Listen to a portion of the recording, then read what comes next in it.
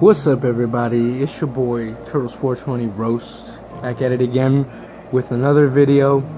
And today's video, as you guys can see, got that fucking fresh haircut, shaved the beard a little bit, you feel me? Look a little more presentable, hopefully, for the fucking camera. We got a little bit of music playing back there. Fuck with Lil Xan. I fuck with Lil Xan. And basically today, guys, I'm gonna tell you a fucking story. And while I'm telling the story, I'm gonna crack open this bad boy, you feel me? This fucking Colt 45. Oh man, yeah, malt liquor. Now, I haven't had a Colt 45 in a cool minute, maybe like 2 weeks. That should be fun. I like that it's 8% alcohol by volume. Amazing shit. You guys drinking? Cheers.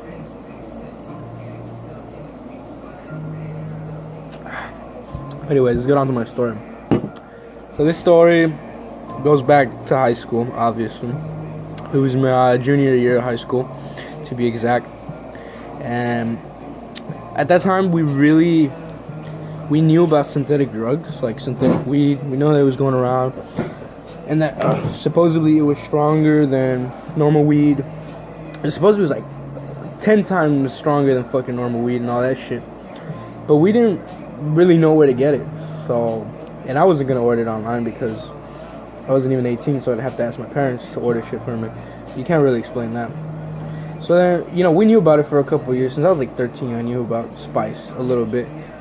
And then one day, after school, me and my best friend, actually, we went to go try to pick up some ecstasy, some rolls, some squares, whatever you want to call them.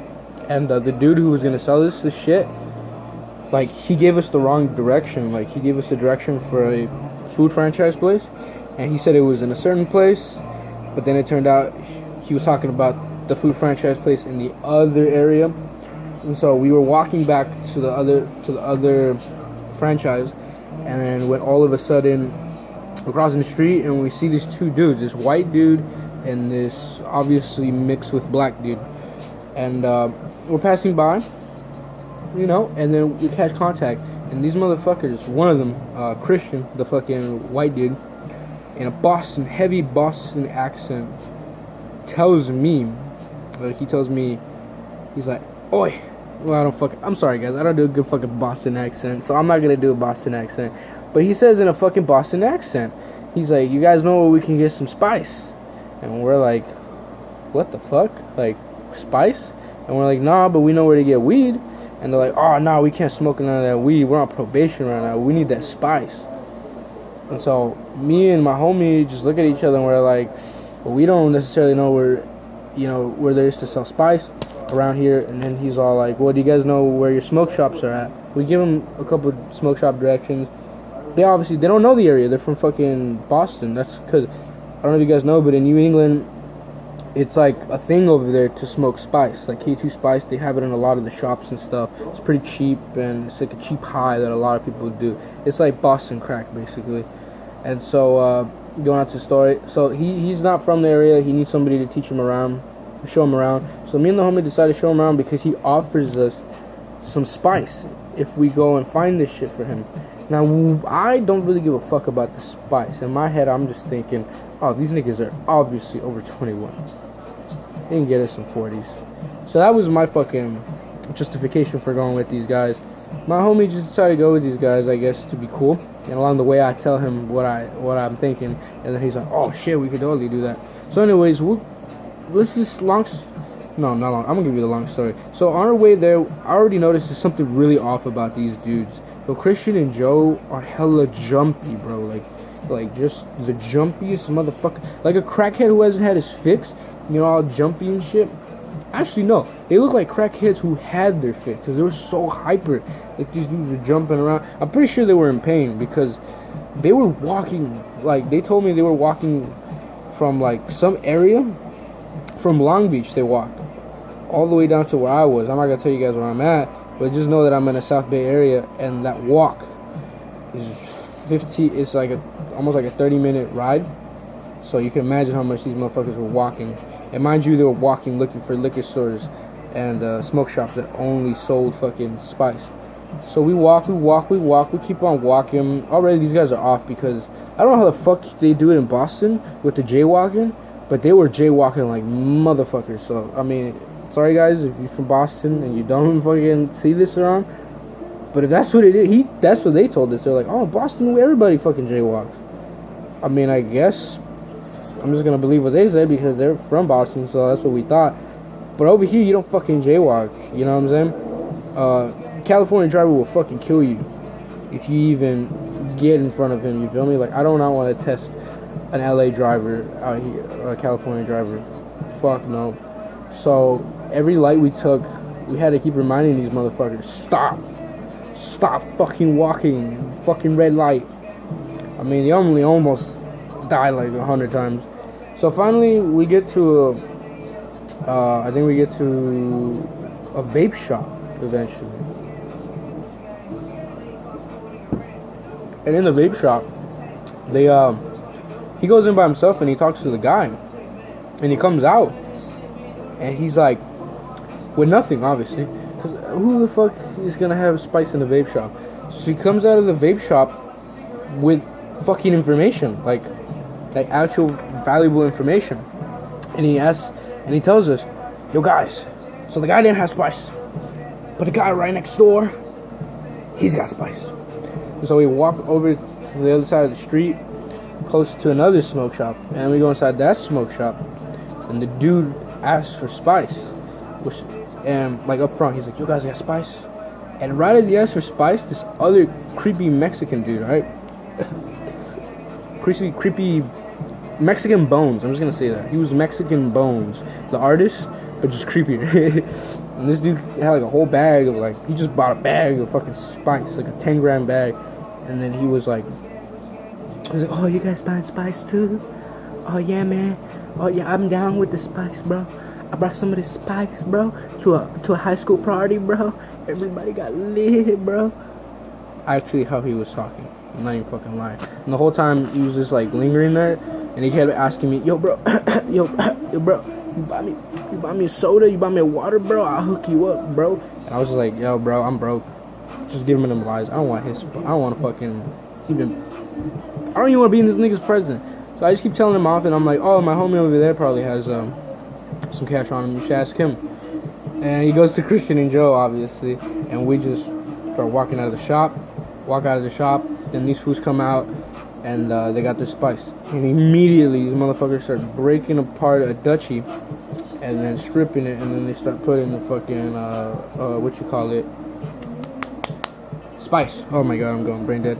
They're putting the spice in already, like on the street, just rolling that shit, rolling it up. And we're just like, damn, this is the first time we ever seen this.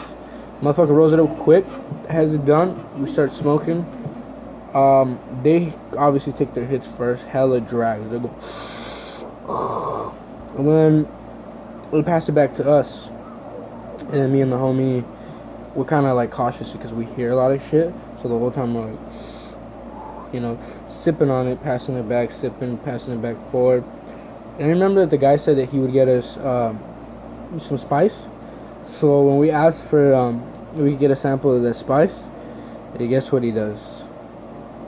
Here you go. Hands back a roach this big. Not super bad, but, you know, fuck you. Whatever. I guess they were like really like fiending, so they needed it more than us. Whatever. So we smoked the rest of that shit. I'm high like weed. Like I got a weed high for about,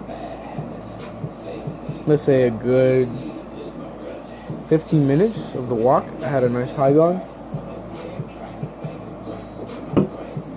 And then immediately after that, the high went away, like forever. Like it was such a strong rush, like initial rush. If I already compared to something right now, I would say it felt like a dab. Like that feeling of a dab, it felt like that. Like it really did feel like a dab out of a blunt. But it was very short-lived. It was like literally 10, maybe 15 minutes, and that was it. And it would leave, and then you were like, oh damn, I gotta smoke more. And that's what I really hated about it. It never lingered. It would just hit you like a rush and then leave, which made it very addictive. Now, whatever, end of the story, Christian and Joe actually end up getting us some 40-ounce Mickeys. I managed to drink mine later that day. The homie, being clumsy as fuck, dropped his 40-ounce and, like, literally dropped, like, 20 ounces of it. So, he only got 20 ounces out of it. His loss. My game. I'll make it rain. But anyways, and then my second time trying Spice was, we went back to that store with another homie because we thought they were gonna ID us. They never did. So then we bought more Spice, and it was the same brand. It was the, I don't know if you guys know, the OMG brand, and it's got like a little, one of the 7 dwarves, I think is Dopey, and then he's like fucking doped out with like his eyes like rainbow color. It's trippy. It's called the OMG mix, and we bought it from the same place, thinking that this shit was gonna be just as strong as the other shit. Disappointed. Very, very disappointed. This time, this batch was the shittiest batch on the fucking planet. And that almost ticked us off from not buying Spice anymore, because that batch didn't hit us. But the homie went ahead and bought another batch just to make sure. Still kind of shitty. Like, honestly, guys, it was like weird because the last batch, like, in the blunt, we only sipped it like slightly, and we got fucking high. And now this new batch, I remember we had to pack like huge bowls like in the bong, and we would snap it, and it would hit you for like, not even hard, but it would hit you for like maybe 5 minutes, and then it would disappear. And we'd always try to end up having to mix it with weed. So then eventually we were just like, what's the fucking point? This stuff is like $15 for 3 grams, but you end up smoking 3 grams in one fucking day. I mean, an eighth is 3.5 grams. So then at the end of it, we were just like, fuck this Spice shit. And after that, we stopped smoking it, not because of the health consequences, just because it was just too inconvenient, and weed was becoming more and more convenient along with alcohol. So, and then I remember my homie still had some, and he said that he packed a bowl one night and he smoked it, and then when he woke up in the morning, he had like bloody spit. Like his mouth was super dry, and he spit into the sink, and like blood came out. Like his throat was so like wrapped. He doesn't know if it was the Spice or it was because he slept with his mouth open, but he said he slept with his mouth open before, and he's never gotten like bloody like saliva. So after that, he completely stopped doing Spice, and that, you know, that turned my fucking mind around and was like, hell no, I ain't never doing fucking Spice again. You feel me? So basically, guys,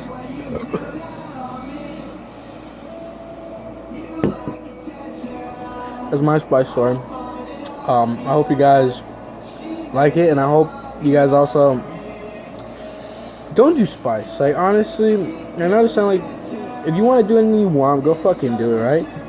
The thing is, the consequence, like, not the consequence, but like the positives, they don't outweigh the consequences or the negatives. I'm sorry, I'm pretty drunk already, and I'm buzzed. My bad, not drunk, buzzed. But basically, it's never consistent. Basically, is what I'm trying to say. Like, no matter how many batches you buy from the same seller, each batch is going to be inconsistently different, because that first batch we got was the most heavily, I feel like, heavily saturated part, because I saw how they make Spice, and they just put a bunch of dry leaves together, tea leaves, and they spray them, so you really don't know which side of the batch is getting the most. Obviously the one in the middle is getting the most concentration, and the one on the outer regions is getting the less concentration. So I feel like sometimes the batches are good, sometimes they're iffy, and I never like that, because that's like doing heroin, basically. You know, I smoke weed because I'm always consistent with weed. I drink alcohol because it's always consistent. I do Xanax, actual Xanax, and actual opiate pills because it's consistent. Alright? Unless you're getting fentanyl presses, which I knew I wasn't, by the way. Don't fucking ask how. I have a testing kit, suck my dick. So, I don't like inconsistency. That's just me, guys. I really don't like it. I like when things are how they said they are. And that's just me, you know. Call me crazy. That's me. But on another note, just don't even fuck with it. It's just really not worth it. If you guys are on parole or something and you can't fucking smoke, you really miss weed, honestly, just stick to CBD, like large amounts of CBD and beer. And by CBD, I don't mean smoked CBD. Smoked CBD sucks. Take it in oral form. I found that CBD through oral form hits me more. It makes me more sleepy. It makes me more, I guess, stoned a little bit. Like the stone with no high feeling, which is kind of nice. You know, it's clear-headed. Also, blue lotus flower, catnip. Smoke a little bit of that just to take the urge of smoking something away. Also, alcohol every now and then, that helps. That helped me when I was on not parole, but when I was kind of like a parole. I was in a counseling class, a drug counseling class, and I had to stay clean. And the only thing that helped me through it was basically alcohol. So, ending it on that note, I hope you guys have a wonderful night, like I am about to have. I'm about to rip up this Colt 45 and natural ice with some dabs. And movie. I mean, I'm not gonna do this all the time, but my movie of the week this week is fucking Kids. All right, Kids. I think it's a 1995 or 1992. I don't remember, but one of those fucking years. It is the greatest fucking movie I have ever seen. It's low-key right now my favorite movie. And it's so weird that the dude, Justin Pierce, I believe, the guy who played Casper, was the creator of Supreme. So, I mean, if you guys fuck with ASAP Mob, you love Supreme. So, that was crazy to know that that's where Supreme came from. And that movie just touched base. Probably almost every teenager in America that got crazy, you feel me? But on that side note, guys, hope you have a wonderful day, and day or night, wherever the fuck you're at, and stay safe.